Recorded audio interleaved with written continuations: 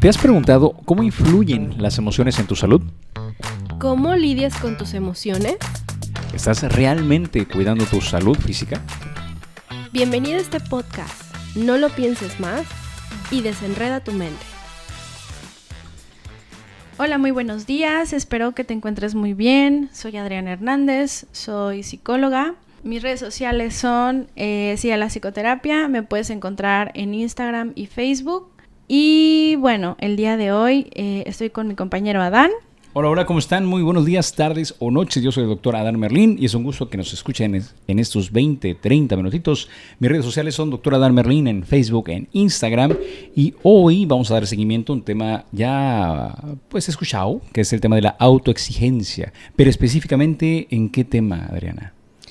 Bueno, hoy vamos a platicar un poquito como ya de las soluciones, o sea, hemos como transitado este camino desde lo que es, del origen, de dónde viene, por qué se da, o sea, como qué cosas han influido en que una persona termine siendo autoexigente o un poquito ahí como inclinándose también al perfeccionismo, que vienen muy de la mano.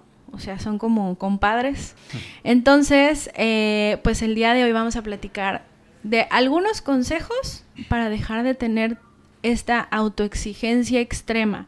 La verdad es que sí, como que pareciera algo como muy sencillo, así como decir, ay, pues con estos consejitos ya la armas. Exacto. Me voy a exigir menos a partir de mañana. Ajá, pero pues bueno, el camino que se transita pues es distinto, ¿no? Diferente. Sin embargo, bueno, esto es como un complemento. Si tú te has cachado en esto que les platicábamos los episodios anteriores, en que has caído en esta autoexigencia extrema, estos consejos sí te van a funcionar, o sea, sí te van a ahí como que a ayudar a replantearte cosas.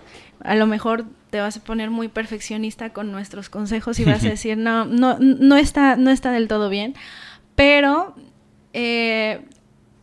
si crees que realmente como que esta autoexigencia se te sale de las manos, o que ya es como muy extrema, pues yo sí te aconsejo que además de estos consejos, pues bueno, busques como algún otro tipo de ayuda, ¿no?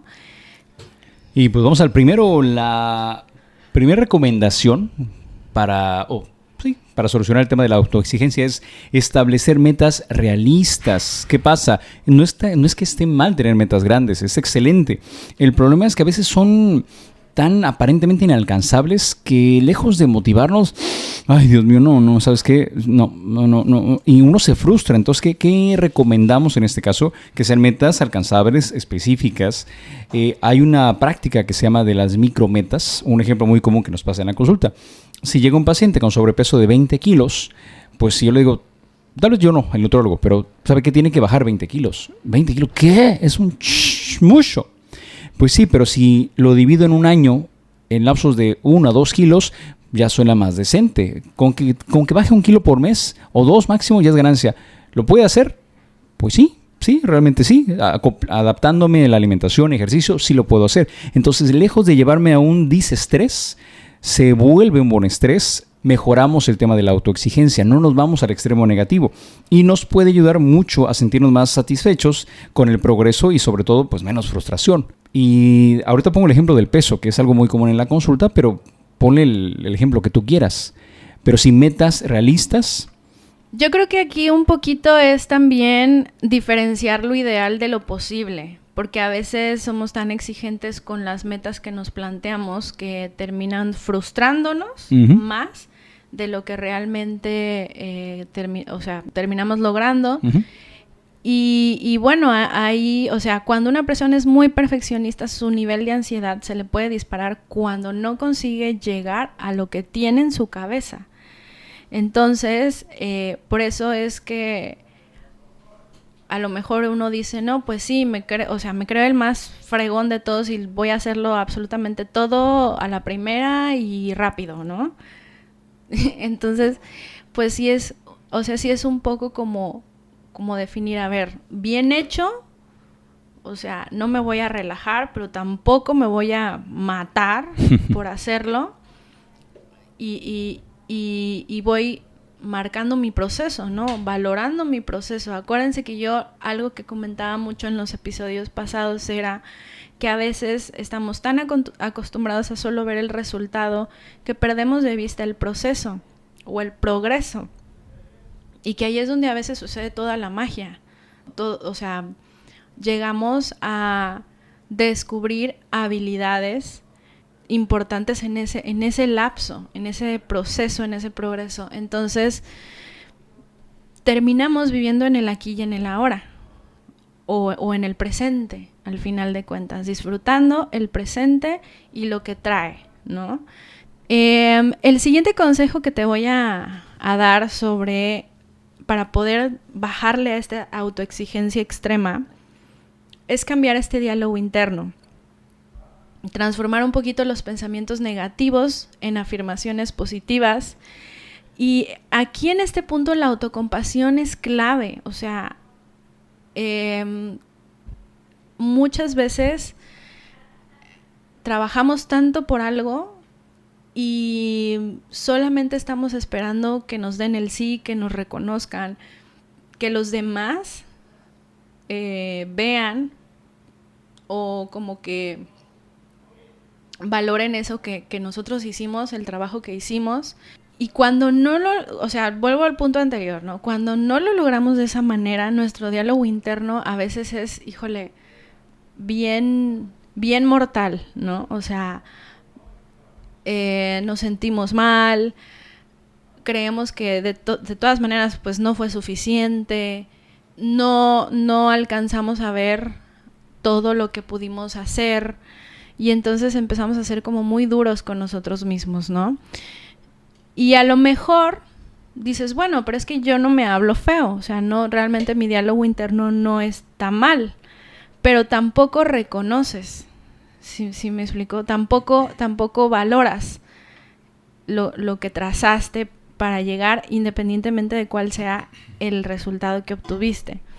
Entonces, por eso la autocompasión a veces se puede como pensar que es como de me estoy haciendo la víctima, pero no, o sea, realmente necesitamos todos ser compasivos con nosotros mismos en todo realmente, tanto, o sea, en las buenas y en las malas, ¿sabes? O sea, es importante revisar cómo está este diálogo interno de nosotros. Y eso es importante justamente porque uno puede recibir mucha crítica, pero si tu diálogo interno está en paz, está en control, pues ni te va ni te viene. El problema es cuando el diálogo interno es negativo, luego llega un externo y te dice lo mismo o te refuerza la parte negativa y mocos. Triste la calavera. Pero bueno, vamos al otro punto importante y es uno de mis favoritos y es establecer límites saludables.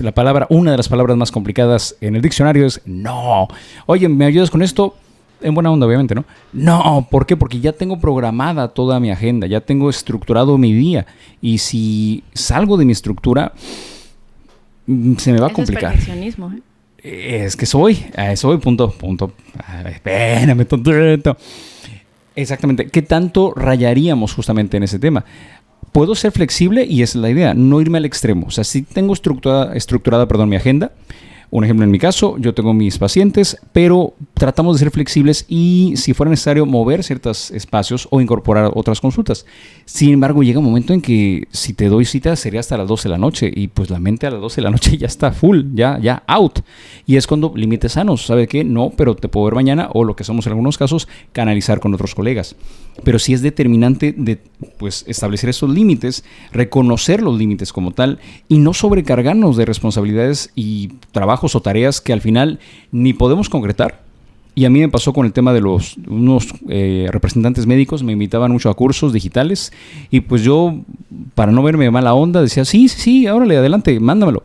Y me inscribía a 2, 3 cursos y al final no tomaba ninguno porque tenían tantas cosas que hacer y al final yo me sentía mal porque, Doc, ¿y qué tal el curso? Madre santa, no, pues, casi, ¿cuál curso?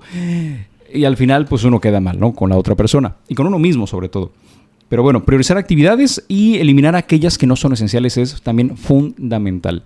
Actividades ya sea de cualquier índole, ya sea personales, laborales, es prioridad, calendarizarlos como dice la psicoterapeuta Adriana, no caer en el perfeccionismo, pero si quiero llevar mi día a día de la forma más productiva posible, sin caer en exceso de estrés o esta autoexigencia extrema o negativa, tenemos que hacerlo así. Las personas que no tienen calendarizado su día, tristemente se estresan más y son más improductivas. Entonces, repito, hay una línea intermedia entre un perfeccionismo y una autoexigencia, llamémoslo así, positiva, que es la que procuramos manejar o inculcar en este episodio. Pero si ya estamos sintiendo a nivel físico esos estragos de la autoexigencia negativa, como dolores de cabeza, alteración de la concentración, inclusive hasta alteraciones del sueño, aguas, porque es el cuerpo diciéndote que hay algo mal. Claro, hoy en día, ¿qué no te da estrés? Pero si se van sumando ciertos síntomas o ciertas patologías psicosomáticas que tu propio cuerpo las está provocando, ahí es momento de buscar ayuda. Es lo que siempre predicamos en este podcast. No somos todólogos, no sabemos todo. Hay que buscar siempre ayuda profesional, ya sea psicología, ya sea psiquiatría, pero a tiempo, por favor. Otro consejo que podríamos darte en este tema de la autoexigencia extrema es aceptar los errores. Muchas de las veces que una persona es autoexigente es por el miedo al fracaso, y lo platicábamos en los episodios pasados, ¿no? Mide muchas veces su valía, no en todos los casos, pero en algunos sí mide su valía de acuerdo a los logros que tiene o el éxito que tiene o qué tantos trofeos, vamos a decirlo así, pudo tener o eso, ¿no? O sea, entonces de repente el vivir como también con esta posibilidad de tener el error, de no tener la certeza, de no tener la razón, te ayuda de verdad a soltar aquello que de repente lo tenemos así como masticando todo el tiempo, ya sabes, o sea, como un pensamiento repetitivo, obsesivo, de es que necesito tener esto, es que ¿por qué no pasa esto? Es que ¿cómo tengo que hacer esto?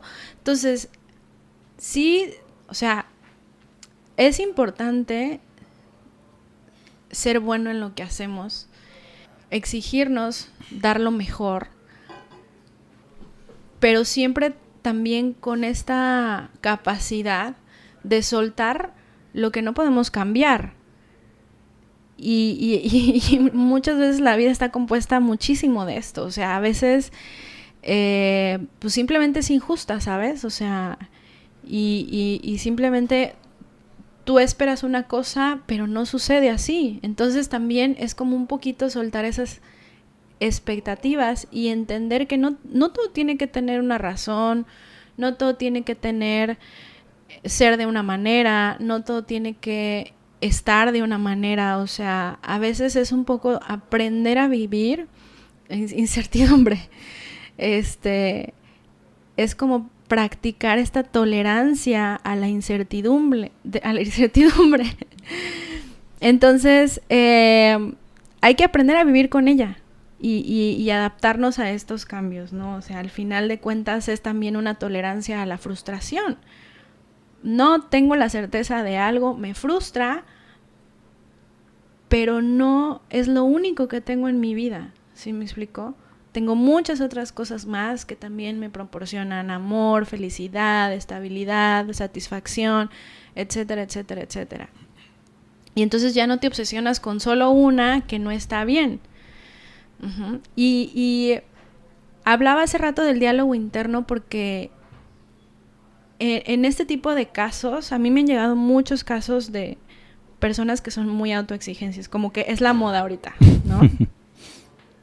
Y entonces yo, la verdad es que ahorita he investigado mucho sobre eso, ¿no? Y también como que he tratado de hacer el tratamiento de la manera más completa posible, porque también era nuevo para mí. O sea, este año recién empecé a recibir muchos casos de eso, y una de las cosas que yo hablaba con uno de los pacientes, precisamente hoy en la mañana, le decía es que tú tienes que ahí medirle el agua. O sea, tienes que saberte que eres como tu mejor amigo, ¿no? O sea, decirte, a ver, ya nos estamos excediendo, hay que bajarles 10 rayitas a la autoexigencia y entender que, bueno, o sea, no podemos buscar el perfeccionismo en todo, ¿no? Y es como un constante recordatorio personal de esto. Entonces, así es como yo personalmente he trabajado esta parte de la autoexigencia extrema, como lo he visto en mis pacientes, pero la verdad es algo, híjole, como una piedrita en el zapato, no tan fácil como de ceder, porque siempre regresa esta idea de no, pero es que entonces es mediocridad, o entonces no está bien hecho, o entonces está mal hecho, o entonces está a medias, ¿no? O sea, son pensamientos que bombardean, ¿no? Lo he vivido y lo he visto también en consulta. Entonces es un poquito como tú ahí irte mediando, irte recordando, ir sobre todo también teniendo un autocuidado, una autocompasión en cada cosa que haces. Yo les he compartido que en episodios pasados que el año pasado yo andaba en chinga todo el tiempo. Pero no. este año ya le bajé bastantes rayitas. O sea, en verdad que ya es como... O sea, de 10 cosas que hacía en un día, pues ahora hago la mitad, ¿no? Y las hago y voy con calma. Y a eso va el siguiente punto, que ahí lo va a decir Adán. Bueno, ahorita antes de pasar ese punto, quería, ahorita que tengo la idea justamente con base a lo que dijiste, hay algunos pacientes que yo sé, porque ya los conozco de hace tiempo, que, por ejemplo, un nivel de autoexigencia que se podrían dar, voy a ponerlo muy coloquial. Digamos que mi paciente, Rosa María, yo sé que tendría un nivel de autoexigencia de 8, sin caer en el tema anormal o extremista, ¿no? Pero a veces hay pacientes que no se la creen que pueden hacerlo. A lo mejor ella se pone un límite de 4. Yo sé que puedes dar el 8. Y es parte de nuestra labor hacerles ver eso justamente. Yo desde el punto de vista médico, tema de actividad física, alimentación, hacerse laboratorios de control, acudir a sus citas de control, etc, etc. Y bueno, obviamente por parte de nuestra psicoterapeuta, desde su punto de vista psicoterapéutico. Pero es el punto, hay personas que sí necesitan el apoyo, que solitas, no es que no puedo, es que sí, yo siempre les digo, es que no puedo. Pero es nuestra labor desde estrategias muy puntuales y de la empatía, obviamente, hacerles ver eso. Y ya cuando logran hacer el clic, órale, doc, sí pude bajar mi colesterol, triglicéridos, etc. Pero a veces no se la creen. Entonces, ¿qué pasa cuando no se hace empatía? O tristemente no digo médicos en general, personal de salud no se pone la camiseta y no le da un buen seguimiento, pues por eso terminan con más achaques de los que llegaron. Y no se da esa confianza, por lo tanto el paciente, a mí me dicen mis pacientes, doc, me tomé una coca el fin de semana y es diabético, pero me tomé un vasito, perfecto, sabe que no lo vamos a regañar, porque está en control, sus laboratorios me respaldan, ¿no? Como dicen la frase. En cambio, muchas veces van a las instituciones y se está tomando su medicamento, sí. ¿Y cómo va la alimentación? Bien. Y no es que no quieran mentir de mala manera, sino que no se da esa empatía. Entonces, retomando el punto, es importante eso, acudir con un profesional que les dé la confianza. Y ojo, no es comercial, no les digo, vengan con nosotros. No, vayan con su médico de confianza, pero que logren tener esa empatía. Y más en el tema de la psicoterapia, que es fundamental, porque no es como una consulta médica que te veo en un mes o en 2 meses. Esto es constancia. Si no se hace esa empatía con el psicoterapeuta, ok, como siempre digo a los pacientes, bueno, otra opción.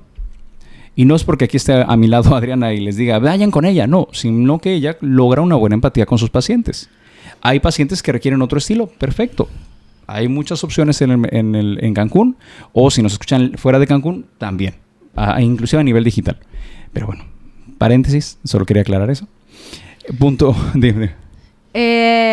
También hay algo importante que comentar en esto. Uh-huh. De repente el juicio externo o lo que nos pueda llegar a decir la gente, híjole, es un factor determinante para, o sea, determina muchísimo nuestro actuar. Si de repente eres una persona que le da mucha importancia a todo lo que puedan decir los demás, a los juicios que te vayan a hacer, a los calificativos que te vayan a poner, créeme que te va a afectar muchísimo y vas a vivir en ansiedad de querer estar complaciendo a todo el mundo, ¿no? Y complacer a veces significa que cargues todo, ¿no? O que no puedas decir que no, o que de repente tengas que ser el número uno para no decepcionar a alguien, no sé, a tus papás, a tu entrenador o quien sea, o a tu novia o hasta la familia, ¿no? Y entonces, si tú puedes desconectar este juicio externo y no permitir que este juicio dicte tu valía, créeme que vas a soltar ahí muchas cosas, porque vas a saber que el juicio más importante es el que te tengas tú contigo mismo. Y pues al final, o sea, a veces, aunque demos nuestro 100%, nunca va a ser suficiente para los demás. O no va a ser, o siempre va a quedar como ahí un huequito que no cumpliste. Entonces, si vives como en esta complacencia eterna de que los demás o te vean o no los decepciones, pues créeme que vas a vivir en ansiedad. Entonces, el otro consejo que te queríamos dar es también trabajar en mindfulness. Esta es una estrategia que yo utilizo con algunos pacientes. Si quieres comentar. Bueno, el mindfulness es focalizar la atención. Básicamente es una forma de vida, pero para llevarlo a que sea una forma de vida, primero tenemos que practicarlo. Por eso de repente hay como ciertos ejercicios que nos ayudan a sensibilizarnos en esto. Pero básicamente es la focalización de la atención en el momento presente. Es un método que nos ayuda a centrarnos en lo que está sucediendo aquí y ahora. Aceptándolo así, sin más, sin intentar cambiar, sin juzgar, simplemente existiendo. O sea, yo les digo a mis pacientes simplemente existir, ¿no? Pero suena tan sencillo que es muy complicado hacerlo.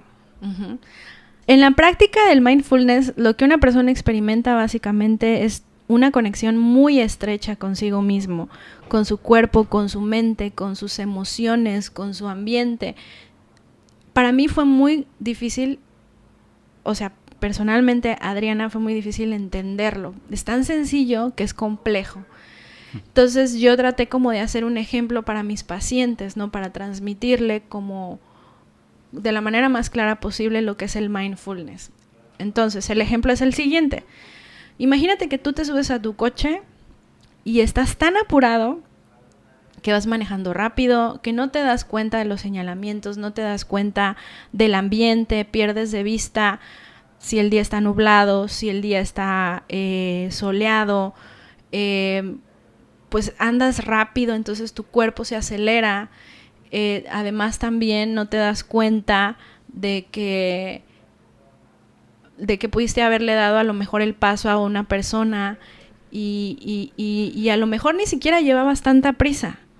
Pero como ya estás en automático viviendo de esa manera, pues ya te acostumbraste a cuando vas manejando, vas manejando rápido, ¿no? Sí. Entonces, el mindfulness, la idea que propone el mindfulness es la siguiente.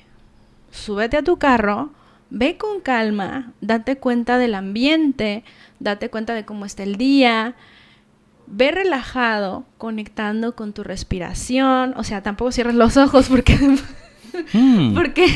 no lo podemos hacer, pero es ir viendo a lo mejor las nubes, ir escuchando una música que te gusta, ir sintiendo cómo está el clima. O sea, esa es la propuesta del mindfulness. ¿Y qué crees? Al final de cuentas es simplemente existir, sin más. Y entonces la persona de adelante te está pidiendo el paso, pues se lo das, hasta lo saludas, así como de, jeje, pase un buen día.